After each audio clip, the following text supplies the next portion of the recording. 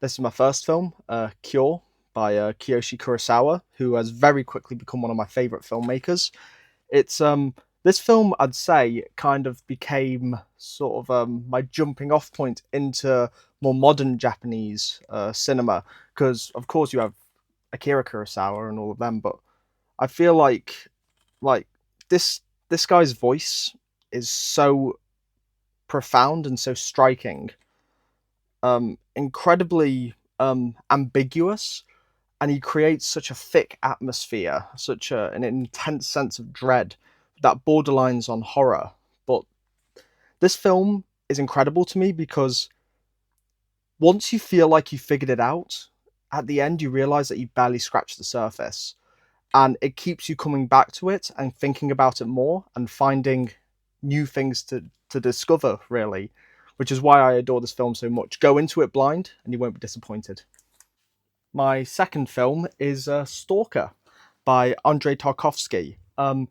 I watched this film for the first time when I was 15, and it completely transformed the way that I viewed cinema. Completely.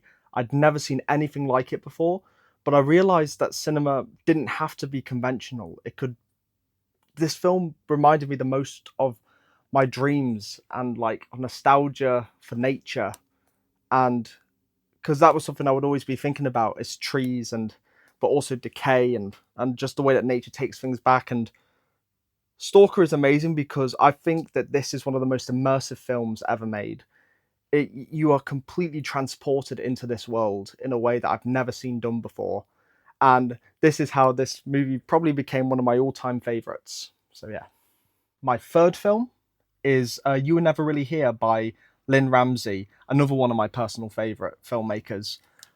She captures her characters with such empathy and such emotion through the characters themselves and the visuals. This film is no exception. For me, if this film was given to somebody else, I feel like this could have become very conventional and almost exploitative in its style. But she creates this poetry and this beauty, and you really feel for this main character. Instead of it being this cool uber masculine guy, you see a tortured soul, and I think that's kind of beautiful, especially with the very dark subject matter of the film. I think she tackles the subject incredibly tastefully and in a way I've never seen done before. So definitely watch this. My fourth film is Hundreds of Beavers by Mike Cheslick. An absolutely hilarious film. Like, so funny, but also incredibly complex and multi-layered in its visuals and its visual gags. It's not just funny, it's incredibly engaging to watch. And like you really feel this flow as the film goes on, and the jokes build upon each other in a way that I've never seen done. um, it really does harken back to like classic Looney Tunes cartoons and things, but with a modern sensibility. I adore this film. It's great to watch with friends, especially with a few drinks. Definitely give this a go. My fifth and final film is Zone of Interest by Jonathan Glazer.